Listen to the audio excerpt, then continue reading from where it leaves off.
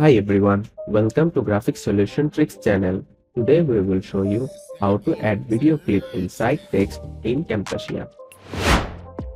First, open Camtasia and import your video.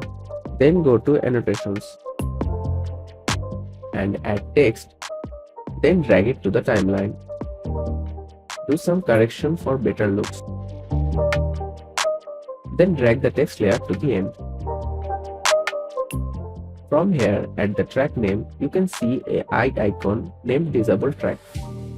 Right click on it and select Alpha.